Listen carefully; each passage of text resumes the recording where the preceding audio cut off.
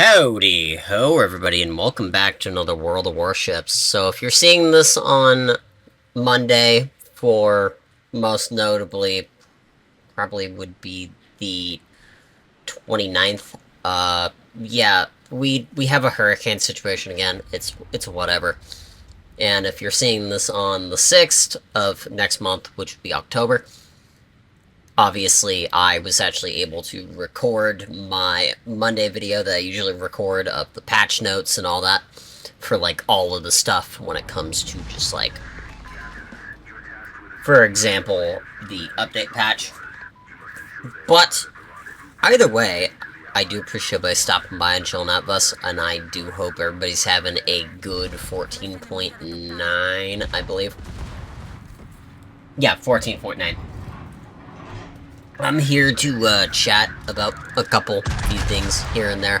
Also chat about the notes for 14.10, just because of the fact I don't want to do it in the 14.9 update drop video, because of the fact it would just take too long. There's a few things here and there that I will, like, sit here. First of all, Temporal Rift. Missiles. Yes, missiles are a thing. And, if it stays in the operation, good. There's a decent amount of crap that looks pretty hot in there. Not the missiles, that kind of feels like it's going to be used wrong, but whatever. But I'm talking more about the unassigned commanders, where we'll be able to get commanders that can be put onto any ship, pretty much. Which is definitely really hot, and I hope they do more of that, because unique voiced commanders for certain, like, factions, for example, Pan America doesn't have too many. Spain pretty much has, like, one. Like, it's very, very low down when it comes to, like, how many commanders you get. So, I can definitely see this being really good. It's just, hopefully they don't F it up.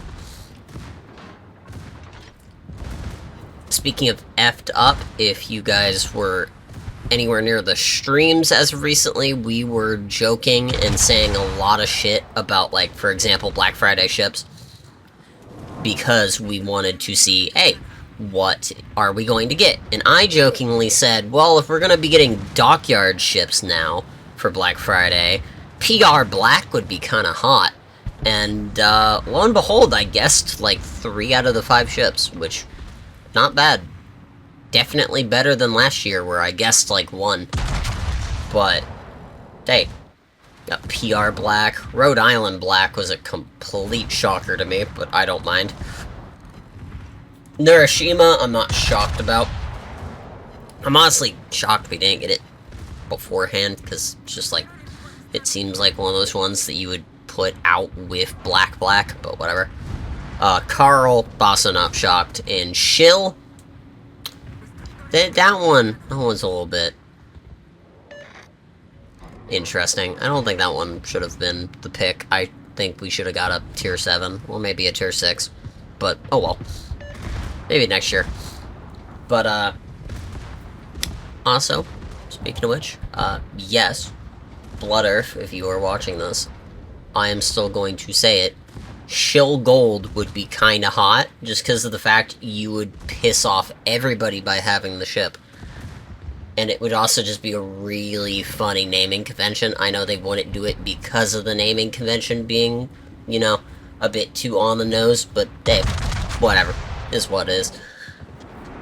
But they're also adding a couple new things here and there, which, most notably, is the squadrons, which is pretty much just, if you have all of the ships from the previous events, you get a decent amount of containers, steel, research points, and a couple of destruction effects, which is kind of hot. It also tells you which ones that you can actually get the, like, combat mission for, which is also really useful. And 11 years into this game, we're finally getting Assist in destructions, aka assists. It took you nearly 11 years. I'm saying 11, by the way, because beta was technically... Well, beta and alpha was technically a year. But, hey, this is what it is. Oh my god, I'm reading this for the first time ever. I just said, ooh, cool, assists are in the game, and I scrolled past it. You will receive contribution to the destruction of the ship from either one or more ways. Directly dealing damage, providing spotting damage, or forcing the enemy to use DCP by causing fire, flood, ping, or module damage. Followed by the damage while that consumable was on cooldown. That's kind of hot. Definitely something I would want to get added to a assist system, I guess. Because there's a lot of those times where you don't do a lot of direct damage, but you DCP, make people DCP a shit ton. But, if you guys notice, we also have, like, Revan and a few other people here and there. I think I saw Tazzy in this recording. I know Rev's there. I think Tazzy's there. Yeah, I see Taz. This was the, I think, 4th week of this being out, meaning it was the rotating week where it started all of the rotations of last patch, which, genuinely, as much as I hated this op while it was current, I've taken a liking to it for 9s because it's actually not as bad as I was making out to be. It's still awful design and pretty bad compared to, like, other ops and other special ops we have got, especially as most of the new players did not know what to do and got their asses stomped and then proceeded to get their team stomped because they died. Like, that type of shit. But, looking back on it, it wasn't the worst op. Definitely could have been better. Definitely could have been worse, but also you had the rental Cleveland bullshittery, so there was a lot of very useless Clevelands just running around and doing whatever people with 2 games do, I guess. Because, yes, it would give you... It would give every single account, even if you've played 2 games on your profile, that ship, which genuinely do not feel like you should have handled it like that. You should have put it towards, like, do you have operations unlocked? Cool, you get this ship for free.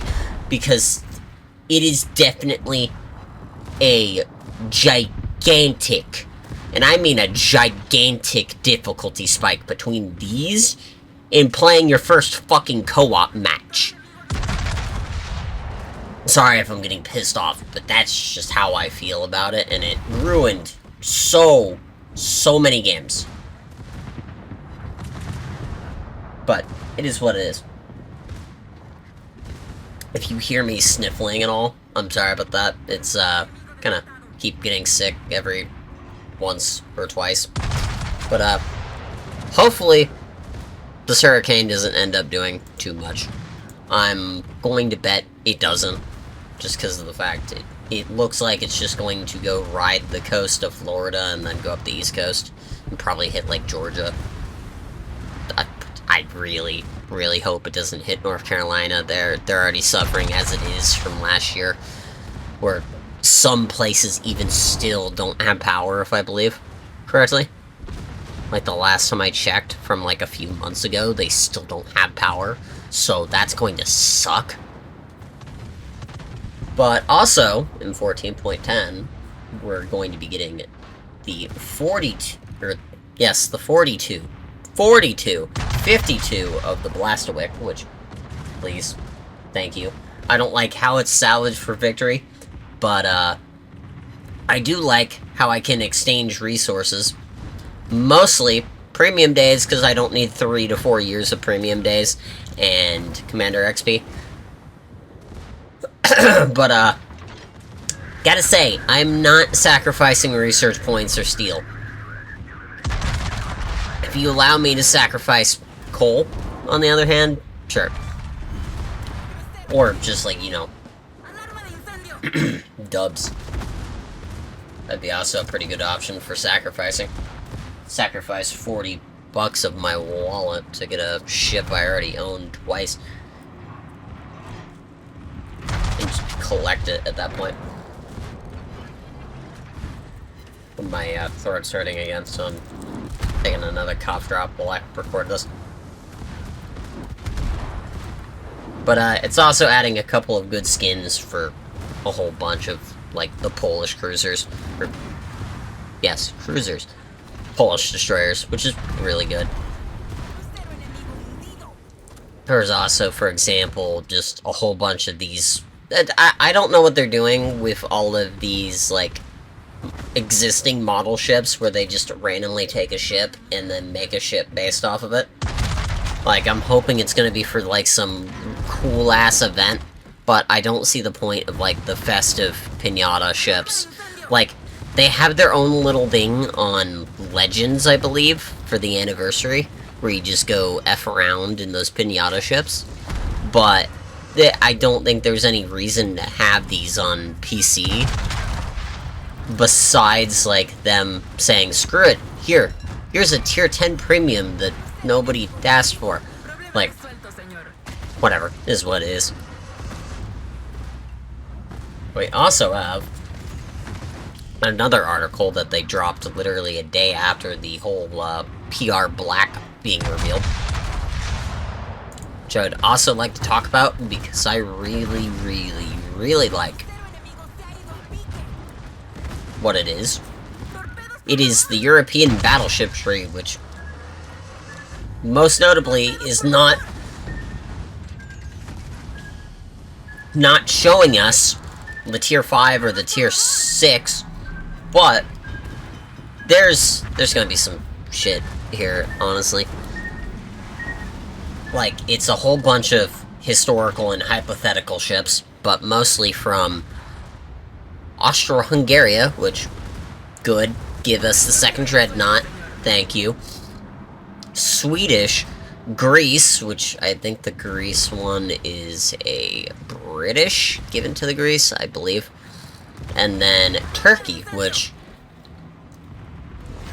the Ottomans did have a decent fleet. Definitely not as many as, like, they're making it out to be, but heck. Like, the first one we see, the tier 5, it's actually Ottoman, but made by German. It's literally just the Von der Tanner from the battlecruiser, which, honestly, not too bad of a ship.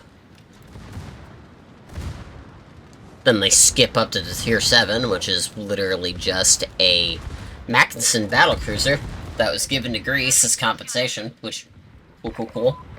I like Mackies. Mackinson class is really decent, especially with some of the good secondary builds that they tend to get. So I'm gonna be really looking forward to that one. Then you have the 8, which, once you start getting up to 8s and 9s, you'll start seeing a lot of trends with most of these European trees being, like, only one nation. Most notably right now, Swedish, tier 9, Swedish, tier 10, Swedish. Like, it gets to the point.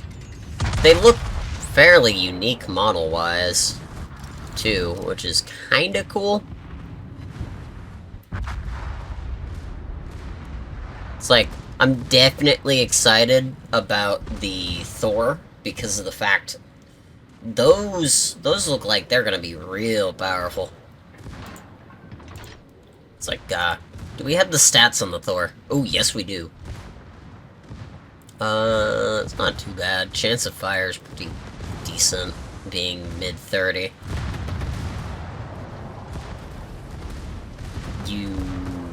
What? First of all, we have Torps. Second of all, it has a pretty decent airstrike for the whole submarine thing. Not looking too bad. It has a radar as a tech land battleship. That is hot. But then the premium, which is actually a premium tier 8, is actually one of the pre-dreadnought battleships for Ottomans, which is pretty much going to be like genuinely pretty good, I would imagine. Just because of the fact the millimeter on those cannons are pretty hot for like 8 standards. Like, they have 16-inch guns, so... Well, 16.4, but who's counting? I could definitely see it being really fun to use. It does look like, just from the picture itself, it has pretty light armor. But, yeah, I do appreciate everybody stopping by and chilling out with us. If I upload this next Monday, you know what happened, and I was knocked out by the funny double storm that's happening that looks like it's turning into a gigantic hurricane. But do appreciate everybody stopping by and chilling out with us, and I'll see you all later. Bye.